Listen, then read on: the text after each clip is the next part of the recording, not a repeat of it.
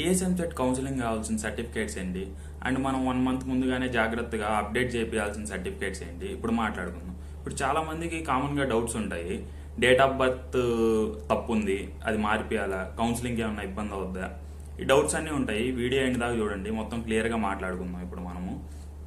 And ఇంకా ఏమన్నా additional doubts ఉన్నా కానీ నేను వీడియో చెప్పిన తర్వాత కూడా నా ఇన్స్టాగ్రామ్ పేజ్ ఫాలో అయ్యి నాకు మెసేజ్ చేయండి, నేను రిప్లై ఇస్తాను. మీ కాలేజీకి ఎంత ర్యాంక్కి ఏ కాలేజ్ వస్తుంది ఇవన్నీ కూడా నేను రిప్లై ఇస్తాను. మీరు మెసేజ్ చేస్తే ఇబ్బంది లేదు, ఫాలో చేయండి అండ్ మెసేజ్ చేయండి, నేను రిప్లై ఇస్తాను మీకు. ఇప్పుడు నేను చెప్పబోయేటివన్నీ 3 sets ఆఫ్ జెరాక్స్ కాపీస్ పెట్టుకోండి. అందరూ 2 sets పెట్టుకుంటే చాలా అంటారు కానీ 3 sets పెట్టుకోండి, చాలా బెటర్. కౌన్సిలింగ్ అప్పుడు ఇబ్బంది పడుకుంటూ ఉంటారు. ఫస్ట్ వన్ మనం మాట్లాడుకోబోయేది టీఎస్ఎంసెట్ ఆల్ టికెట్. ఇది ఖచ్చితంగా ఉండాలి.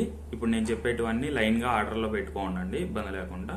Next TS EAMCET rank card and SSC marks memo and intermediate marks memo కూడా కావాలి.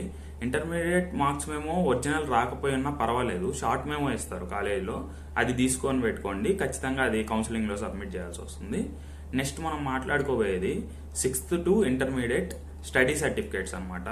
ఇది బాగా గుర్తుపెట్టుకోండి, చాలా ఇంపార్టెంట్. మీ దగ్గర ఆల్రెడీ అప్పుడు ఇచ్చుంటారు క్లాసెస్ అయిపోయిన తర్వాత, అవి చెల్లవు.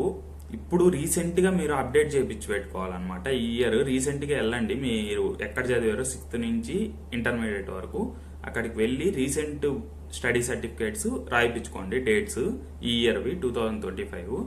సో అవి మాత్రమే కౌన్సిలింగ్లో పెట్టండి, అన్ని అప్డేట్ చేయించి ఉండాలన్నమాట. స్టడీ సర్టిఫికేట్స్ కూడా రీసెంట్వి తీసి పెట్టుకోండి, చాలా బెటర్.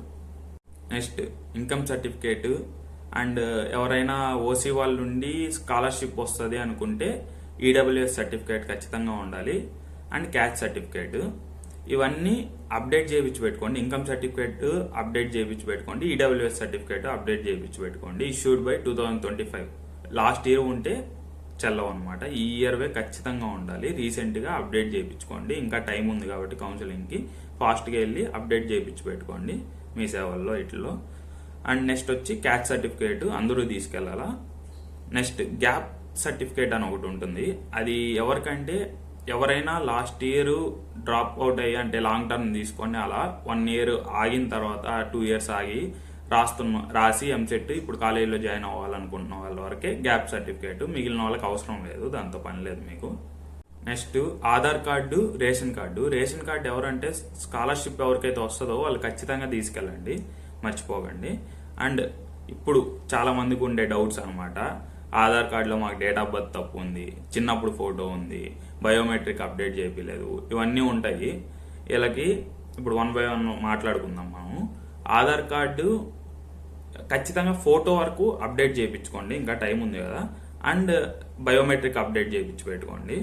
ఎవరికైనా డేట్ ఆఫ్ బర్త్ తప్పబడింది, ఈ ఇప్పుడు అప్డేట్ చేయించుకోండి, ఖచ్చితంగా ఎప్పటికైనా చేయించుకోవాలి కాబట్టి. కానీ డేట్ ఆఫ్ బర్త్ కన్సిడర్ చేసేది మాత్రం మీ 10th class మార్క్ లిస్ట్లో ఏదైతే ఉందో మార్క్స్ మెమోలో అదే కన్సిడర్ చేస్తారు డేట్ ఆఫ్ బర్త్గా. సో డేట్ ఆఫ్ బర్త్ అయితే మీకు ఏమి ఇబ్బంది ఉండదు, ఆధార్ కార్డు ప్రకారం అనుకొని మీరేం భయపడలేదు. సో మిగిలినవన్నీ ఆధార్ కార్డులో కరెక్ట్గా పర్ఫెక్ట్గా ఉండేటట్టు చూసుకోండి. అడ్రస్ కానీ, మీ ఫోటో కానీ అండ్ బయోమెట్రిక్ కానీ ఇవన్నీ అప్డేట్ చేయించి పెట్టుకోండి.